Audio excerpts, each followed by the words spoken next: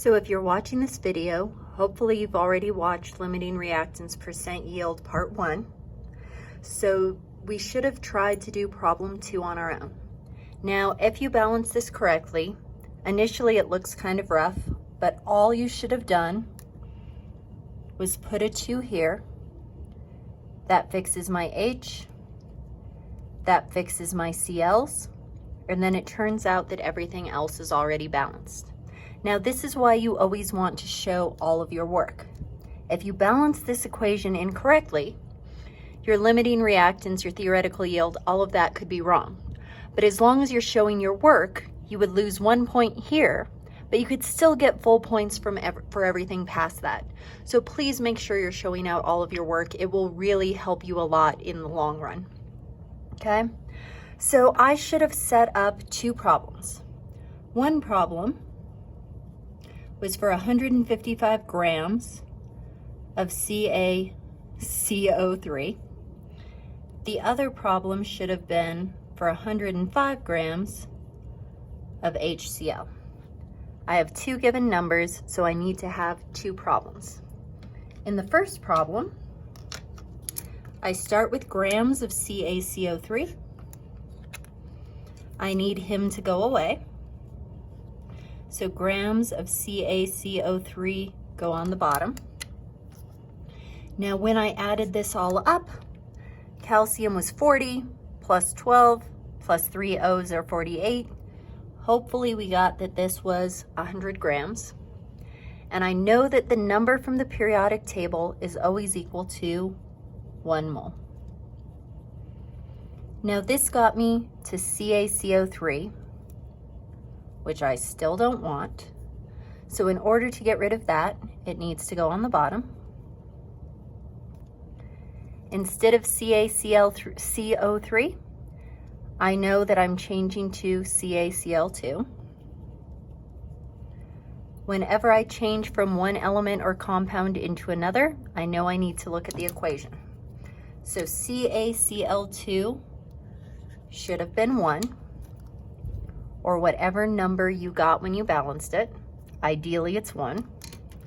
CaCO3 also was 1. Okay, so now I made it to moles of CaCl2. But I know that for limiting reactants, I'm going to want grams. So I'm going to do one more step. My moles of calcium chloride needs to go away. So they go on the bottom, and that will make them cancel out. Instead of moles, I'm going to grams. Now when I added this up, calcium was 40, chlorine was 35, and I had 2 of them. So hopefully you found that this was 110 grams. And the number from the periodic table is always equal to 1 mole. So when I put this into my calculator, numbers on top I multiply, numbers on bottom I divide. 155 divided by 100, I'm going to ignore the ones, times 110, I should have gotten 170.5 grams of calcium chloride. Well, in order for this to work, I need to figure out how much I can make with my HCl. So I'm starting with grams of HCl. I needed him to go away. I know that anytime I see grams, I look at the periodic table. Hydrogen was 1, chlorine was 35, so hopefully we said this was 36.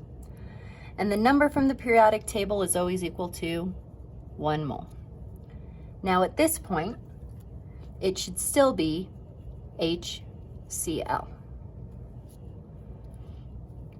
Well, I don't want HCl. In order to find my limiting reactant, both of my reactants have to go to the same product. So to make moles of HCl go away, I put him on the bottom. Instead of HCl, I need CaCl2. Again, CaCl2 is still a 1. But this time, if I look at the equation, HCl is a 2. Okay? So that gives me moles of CaCl2, which unfortunately I don't want. So I need one more step. Moles of CaCl2 go on the bottom, grams go on top. Now if you look, the last step in limiting reactant problems is always exactly the same. I'm changing it to the same product, so the mass is always the same. The number from the periodic table is always equal to 1 mole, so it's the exact same last step, okay? So when I put this into my calculator, I should have done 105 divided by 36 divided by 2 times 110, and hopefully I got 160.4. Now I compare these two numbers. I know that 160 is less than 170. So if I can only make 160 here, once that forms, my reaction stops. So I take my small number, I go back to the start.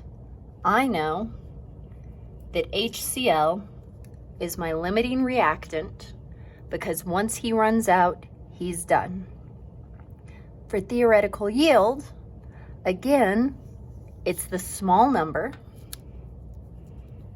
So once I make that 160.4 grams, the reaction stops. No more can be made. Theoretically, that is the maximum amount that I can form. Now I'm still gonna have some leftover CaCO3, but since he doesn't have any HCl to partner up with, the reaction stops. I'm told I go into the lab and I actually make 142 grams. So that's what I scored on my test or my quiz or my assignment. Theoretically, I should have been able to make 160.4 grams. So whenever I calculate a percentage, what I did get over what I wanted to get times 100. So when I plug this into my calculator, I should get 88.5% yield. 88's not bad. High B. I did pretty good with that experiment. Now, unfortunately, I didn't catch how I formatted this before I made copies. But if you look, this is the start of our next question. So these two numbers are actually for part 3.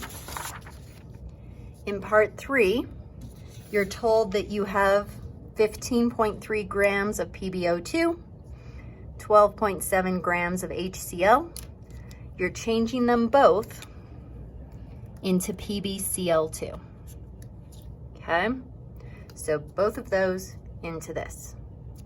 Problem 4, FeS2 and O2, both of those are going to get turned into Fe2O3. Okay, so try this. I have faith in you. It looks exactly like what we've been doing.